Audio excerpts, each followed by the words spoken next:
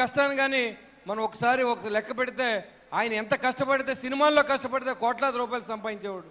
అందరితో మాటలు కుటుంబ సభ్యుల్ని సైతం కూడా మాటలు అనిపించుకొని ప్రజల కోసం, ప్రజల కష్టాల కోసం, ప్రజల కన్నీళ్లు తుడుస్తూ ఆయన సొంత డబ్బుని రైతు సోదరులందరికీ కూడా డబ్బులు ఇచ్చి అదేవిధంగా పేద కుటుంబాలను ఆదుకుంటూ మరి చేసినటువంటి ప్రయాణంలో మీరందరూ కలిసి ఇవాళ ఈ సభను ఇంత ఉత్తేజభరితంగా చేసేదానికి కారణమైన మీరందరూ కూడా 10 సంవత్సరాల పాటు పవన్ కళ్యాణ్ గారు సీఎం అవ్వాలి, పవన్ కళ్యాణ్ పవన్లో రావాలనే విధానంతో పనిచేశారు.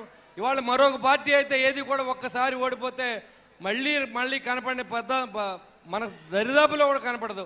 అలాంటి పరిస్థితుల్లో ప్రతి జన సైనికుడు వీరమహిళ కూడా పవన్ కళ్యాణ్ గారిని ఆరాధ్య దైవంగా చూసి మీరు చేసిన ఈ కృషి అందరికీ కూడా మీ అందరికీ పేరు పేరున ఉదయపూర్వ నమస్కారం తెలియజేస్తా ఉన్నా. ఒక్క మాట చెప్పదలుచుకున్న, జనవాణి కార్యక్రమం అని పెట్టి దాదాపు 10,500 అప్లికేషన్లు మనకు వస్తే 2,000ని మనం సాల్వ్ చేయగలిగాం. చాలా పార్టీల దగ్గర తిరిగారు, చాలా మంది నాయకుల దగ్గర తిరిగారు. ఎక్కడ న్యాయం జరగకపోతే జనసేన పార్టీ మెట్లు దొక్కిన సందర్భాన్ని మీకు తెలియజేస్తాం. చంద్రావతిని ఒక అమ్మాయి మలేషియాకి వెళ్ళింది జాబ్ చేయడానికి. 6 సంవత్సరాల క్రితం మరి ఆ అమ్మాయిది పాస్పోర్ట్ పోయింది. అక్కడే జైల్లో వేసే పరిస్థితి, హాస్టల్లో జాయిన్ చేశారు. అక్కడి నుంచి రిప్రజెంటేషన్ పవన్ కళ్యాణ్ గారు ఆఫీస్కి వచ్చింది. ఆ రోజు నేను డ్యూటీలో ఉన్నాను. ఆ డ్యూటీలో ఉన్న సందర్భంలో కలెక్టర్ గారికి తెలియజేశా, ఎస్పీ గారికి చెప్పాం, ఎంఆర్ఓ గారికి చెప్పాం. కానీ వాళ్ళు ఏం పనిచేయాల. కానీ మన జన సైనికులు, ఎన్ఆర్ఐ జన సైనికులు, సింగపూర్లో ఉన్న జన సైనికులు, మలేషియాలో ఉన్న జన సైనికులు మళ్ళీ పాస్పోర్ట్ తీసుకొచ్చి 3 రోజులు రాబోతా ఉంది. మరి ఆ అమ్మాయి ప్రాణం కాపాడిన ఘనత పవన్ కళ్యాణ్ గారికే దక్కుద్దని తెలియజేస్తా ఉన్నా. ఆయన చెప్పిన ప్రతి విషయాన్ని తూచా చెప్పకుండా పనిచేస్తా ఉన్నాం. నేను ఒక ఆర్టీసీ డ్రైవర్ కొడుకుని, నేను మీ ముందు మాట్లాడుతూ ఉన్నాను. విదేశాల్లో కూడా బొలిసెట్ సీన్ అంటే ఎవరో తెలిసేలా చేసినటువంటి పవన్ కళ్యాణ్ గారికి నేను ఎప్పుడు రుణపడి ఉంటానని చెప్పి నాకు తెలిసింది ఒకటే, ఆయన ఎవరినైనా మాట్లాడితే తోలు తీసేయడే నాకు తెలిసింది. మీరు కూడా నాతో ఉండండి. ఈ రోజు తొక్కిపెట్టి నారదీస్తానని చెప్పి అప్పుడు ముఖ్యమంత్రి హోదాలో ఉన్న మనిషిని, ధైర్యంగా ఉన్నటువంటి పవన్ కళ్యాణ్ గారికి మీరందరూ సపోర్ట్ చేయండి. ఇది నిలబెట్టండి.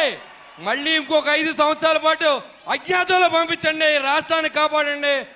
పవన్ కళ్యాణ్ గారి నాయకత్వాన్ని మీరందరూ ఎప్పుడు బలపరచాలని చెప్పి మిమ్మల్ని మనస్ఫూర్తిగా కోరుకుంటూ ఈ అవకాశం ఇచ్చిన పెద్దల దగ్గర సెలవు తీసుకున్న ధన్యవాదాలండి. రైల్వే కోడూరు శాసనసభ్యులు సోదరు శ్రీ అరవ్ శ్రీధర్ గారు, ఒక్క నిమిషం. జై జనసేన. పవన్ కళ్యాణ్ గారి నాయకత్వం. అదేవిధంగా ఈరోజు జనసేన పార్టీ 12వ ఆవిర్భావ సభకి నన్ను మీ అందరి ముందు మాటించడానికి మన నాయకుడు, జనసేన పార్టీ అధ్యక్షులు పవన్ కళ్యాణ్ గారికి నేను పాదాభివందనం చేస్తున్నాను. అదేవిధంగా రాయలసీమలో రైల్వే కోడ్ నియోజకవర్గంలో సార్ 20 ఇయర్స్ నుంచి వైసీపీ పార్టీ పరిపాలన చేస్తుంది. మన జనసేన పార్టీ ఈ 2024లో మీ ఆశీర్వాదంతో మన పార్టీ అక్కడ గెలిచింది సార్.